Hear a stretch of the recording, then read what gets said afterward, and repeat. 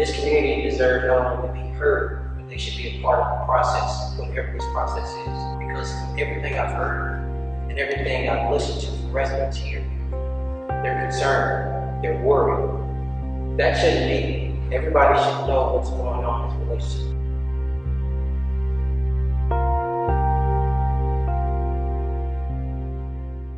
My name is Irene Johnson. I live at Southtown Public Housing here in Birmingham, Alabama.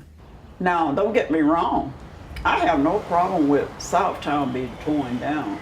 Why is this building is on prime tax dollars property like this? I said, this is ridiculous. You see, I have no problem with progress, but I do have a problem with when you are pushing one class of people out in order to accommodate another class of people. Today, public housing has been under attack for several different reasons. From the externally, because it sits on prized property, developers lust after it. And secondly, the funds for public housing have been cut so severely over the last few decades, there are scarce funds available to maintain it. So our struggle is to make sure there's still safe, affordable, accessible housing for those people in Birmingham who still have low incomes. All the low, very low income and family in public housing, and they stack the deck against you. HABD tore down 910 units in Metropolitan Gardens and replaced it with 646 units at Park Place, of which only less than a third are public housing units. Most people didn't come back. That was under a program that no longer exists called Hope 6. And Hope 6 was supposed to be a program of housing modernization. But it also gave the housing authorities the ability to reduce the amount of affordable housing in the replacement units. They draw you out as if you were just another plant that you put over here in this corner not to come to this one. On a national level with HUD, there's been I guess quite a bit of research around looking to disperse high concentrations of poverty and kind of integrate, have more mixed income communities. The issue is the issue of gentrification, this issue of displacement. Oh, it was no secret. Even a fool could see that this property, there's no way in the world it can continue on the way it is. Every week you can see other developers are building new properties, investing in properties surrounding Southtown because of the proposed redevelopment. So they're far enough along in the process for other private citizens to go out and spend millions of dollars in investing around the community. It's the same kind of murky beginnings that Metropolitan Gardens people face. Lack of clarity, lack of specificity, lack of concrete guarantees. The similarities are frightening. Based on the redevelopment, it could potentially have caused most of the residents to be displaced outside of the city limits of Birmingham. And ultimately, that type of thing could lead to elimination of cultural and historical integrity of the city. It certainly could change the demographics. How do you know someone's intention?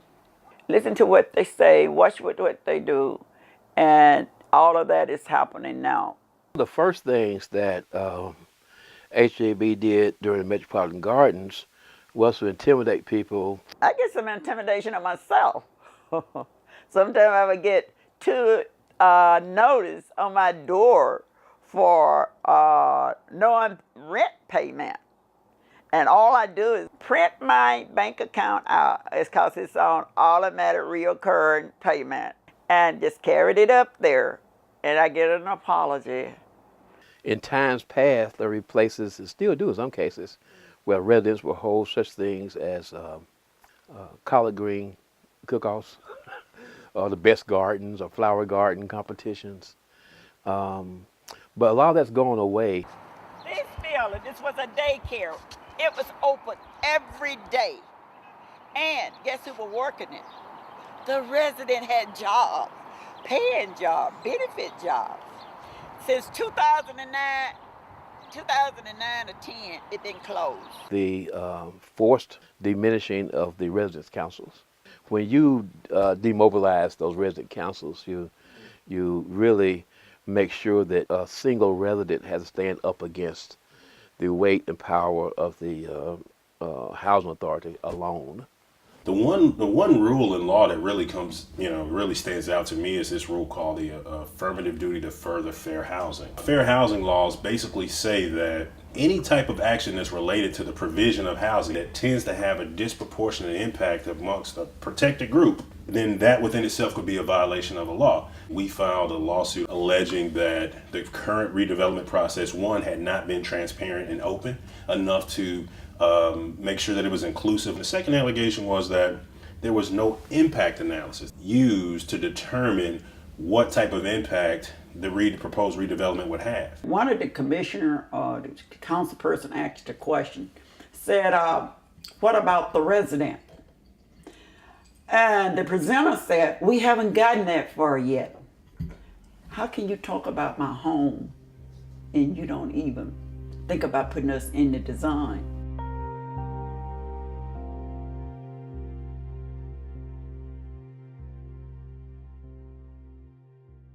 Well, this is supposed to happen April the 3rd. That'll be Tuesday.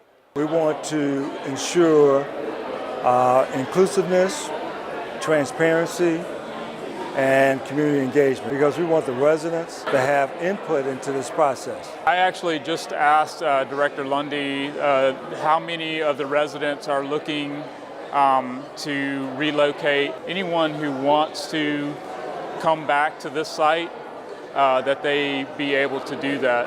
Yeah, we promised the mayor that we will ensure that for every resident family who wants to return, we want to permit them to come back. I'm looking at the notes that people are writing down on the boards and things, what they would like to see and what they want to know. And some of the questions I see is, will there be a playground? Will there be air conditioning?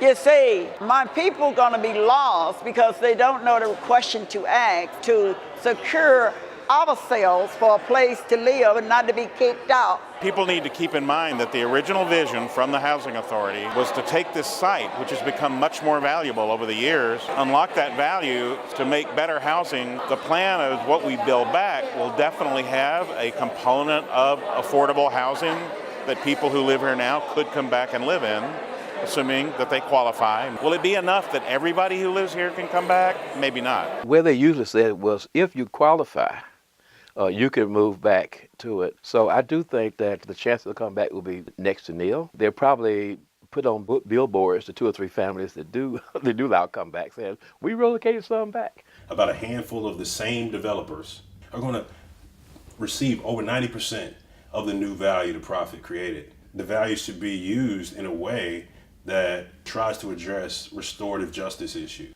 I would like to see HABD and the corporate community do a real public-private partnership that's in the interest of the public to show that this city does have the will and the capacity to really do better.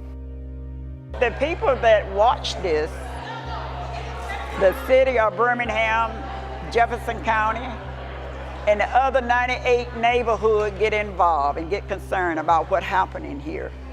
Now, this is not Southtown problem. It's a Birmingham problem, a county problem. If you push us out, you got nothing for the class from here to downtown.